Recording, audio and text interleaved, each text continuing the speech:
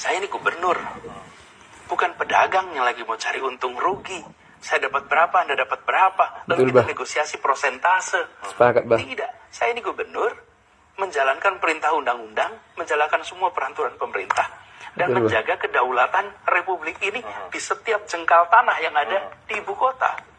Jadi, mau Anda bayar 100% pun, saya tidak akan berikan tanah ini menjadi wilayah eksklusif. Itulah Tapi Abah. dibuka seperti juga kawasan yang lain.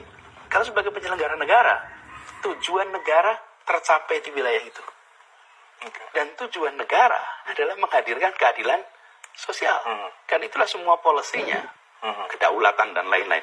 Selama ini narasi yang dibangun mungkin masyarakat yang tidak paham atau paham tapi pura-pura tidak paham, yang penting bikin rame, yaitu laut bersertifikat, itu terpatahkan oleh ucapan Pak Menteri kemarin. Maksud saya HGB ya biasa HGB, tapi ada enggak HGB untuk laut? Hak guna laut di mana tuh ada hak guna laut? Di dunia ini enggak ada kok laut itu. Belum lagi laut sudah ada 263 sertifikat, artinya tuh sudah dikapling kan. Di mana ngaplingnya laut? Sehingga lalu kesimpulannya ini pasti upaya kejahatan merampok kekayaan alam negara dengan cara curang. Saya juga bukan orang nelayan, tidak bisa pakai ilmu kiro-kiro. Itu sudah wewenangnya KKP. Kalau urusan tanah, urusannya Kementerian ATR BPN. Makanya tidak ada yang namanya Badan Perlautan Nasional. Sudah jelas nggak ada di dalam hukum tuh hak guna laut. Kok masih dibela bahwa ini untuk kepentingan negara di masa depan? Kalau untuk kepentingan negara buang dong. Buat undang-undangnya dulu bahwa laut boleh gitu. Dibicarakan dengan rakyat. Saya heran masih ada orang-orang yang membela gitu bahwa itu untuk kepentingan negara. Ini kok masih ada orang-orang tengil gitu. Saya suka bicara. Orang-orang tengil membela. Kok ini benar untuk pembangunan? Enggak benar. Secara hukum enggak benar. Gimana orang swadaya 16 desa bisa rukun seperti itu? Itu enggak masuk akal. Sesudah itu ditemukan enggak masuk akal. Yang mengagetkan kemudian ternyata ada sertifikat. Sertifikat HGB sebanyak 263 HGB. Bayangin. 263 HGB yang sekian untuk perusahaan ini, yang sekian untuk perusahaan ini, dan tambah lagi 17 yang perorangan. Dan saya heran masih ada orang-orang yang membela gitu bahwa itu untuk kepentingan negara. Orang-orang tengil membela. Kok ini benar untuk pembangunan? Enggak benar. Secara hukum enggak benar. Saya berharap teman-teman Walhi silakan mengkaji tentang pagar laut lingkungan. Tapi kalau urusan bab tanah, jangan menjadi hakim seperti yang tidak ada dalam negara. Karena dia tidak diperintahkan oleh negara untuk menegakkan hukum. Kalau untuk membela negara, saat dilemahkan, wajib kita rakyat itu membela negara. Belum dulu. Oleh Anda. Justru ini Bentar. nasionalis. Bentar, gini loh. Kita harus mengedukasi kepada masyarakat. Jadi begini, kalau dikatakan seperti teman Walhi katanya itu tidak berupa kotak-kotak, itu memang empang itu memang tambah. Ini keterangan sana ya, jangan dibantah dulu. Anda nggak pernah, hanya Anda berpikir fokus pagar laut terus, kan begitu? Nggak boleh begitu. Tunggu pengumuman resmi dari pemerintah, gitu loh. Nanti kalau tidak puas, silakan Anda melakukan gugatan apapun asal punya bukti. Sekarang sampean mau laporkan ke Bareskrim, saya dukung, silakan. Kalau memang punya bukti, jangan di ruangan ini memvonis, menghukum seseorang, nggak boleh begitu. Kalau kita ini negara hukum. Oke, Pak Iwan Terima silakan. kasih ya. Kalau misalnya masyarakat melihat ada maling, barang buktinya ada, pelakunya ada di depan mata dia. Iya. Apakah perlu ditanya kepada aparat, Pak, dia maling atau bukan? Loh bukan, ya Anda kalau tahu laporkan ke polisi, Tapi gitu loh Pak. sudah, kita Loh buat lah pengaduan. iya. Kita sudah buat pengaduan. Nah iya silakan, gitu loh. Silakan saya Makanya bahwa silakan. Nasrullah ini kan anak saya, ya baru berumur sekitar 18 sampai 20. Ini yang membuat ini kan keterangan waris. Jadi saya udah dianggap mati gitu. Saya masih hidup. Nasrullah anak siapa? Nasrullah anak saya, Pak. Terus sampai muncul ini saya baru tahu ini, Pak. Pas saya tahu di awal saya ceritain, saya tahu-taunya identitas anak saya terjadi seperti ini. Terus saya baca-baca di surat tersebut itu ada keterangan waris. Luas tanah punya Bapak sendiri berapa? Tapi sebelumnya Bapak itu punya lahan di daratan atau Saya sama sekali nggak punya, Pak. Semeter pun saya nggak punya. kalau di laut? Kalau di daratan Di darat pun saya nggak punya. memang tidak punya. Apalagi itu di laut. Itu laut kan laut negara, Pak. Tapi tiba-tiba ada penerbitan itu, Nah, Pak. ya itu, Pak. Dari diri Bapak pribadi sendiri, Bapak merasa dirugikan nggak sih dengan adanya hal ini? Merasa lah. Saya aja nggak terima ini, nggak terima.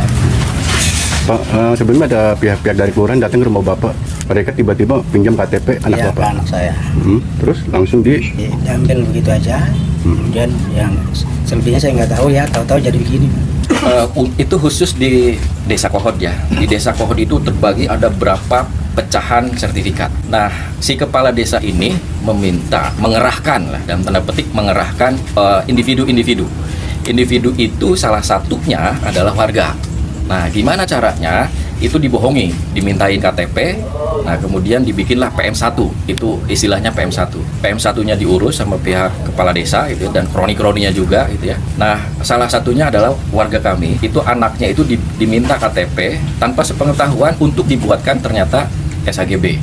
Nah, dalam prosesnya itu PM1-nya itu bukan hanya PM1 dalam untuk peningkatan sertifikat, tapi dibuatkan surat keterangan waris. Jadi seolah-olah ayahnya sudah meninggal, sehingga asal usulnya itu meninggal gitu. Asal usulnya ini dari nenek moyangnya gitu ya. Nah, seperti itu. Ada masalah. fakta. Itu bukan fakta.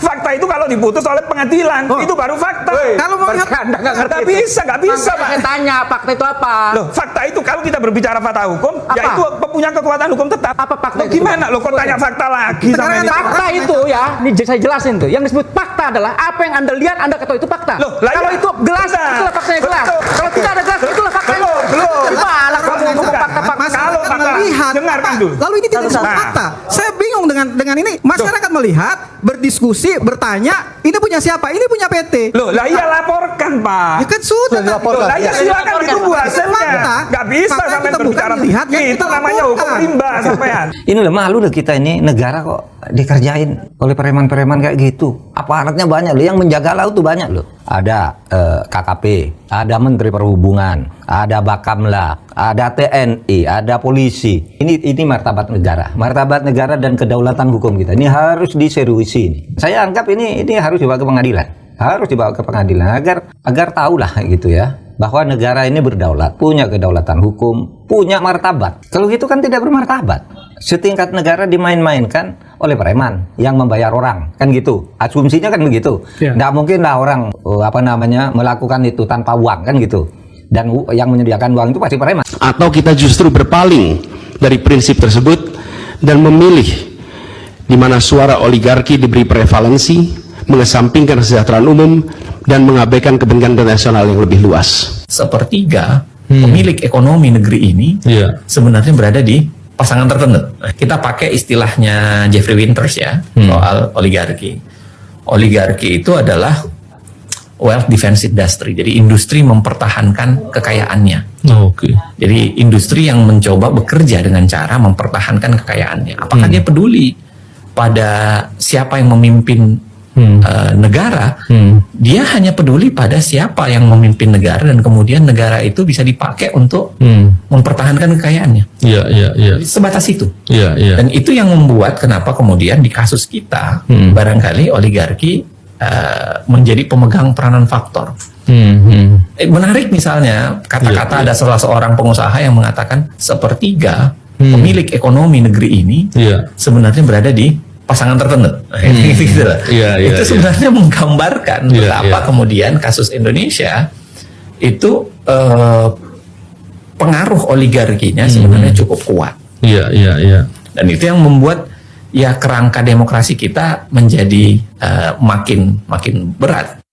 Assalamualaikum warahmatullahi wabarakatuh. Sahabat Pena Ufuk dimanapun berada, kita tadi sudah mendengarkan perdebatan terkait dengan kasus pagar bambu di laut, dan ini memang sejak kemunculannya di publik, khususnya di media sosial, terus menjadi perbincangan hangat sampai sekarang ini. Karena itu, meskipun Presiden Prabowo dan kita rakyat Indonesia harus memberikan apresiasi dan juga terima kasih sebesar-besarnya yang sebuah langkah keberanian dari Presiden kita langsung memerintahkan TNI Angkatan Laut dan juga Menteri untuk mencabut pagar bambu itu dan juga membatalkan seluruh sertifikat yang sudah di kafling itu. Dan yang menjadi diskusi panas selanjutnya adalah siapa pelaku di balik ini semua.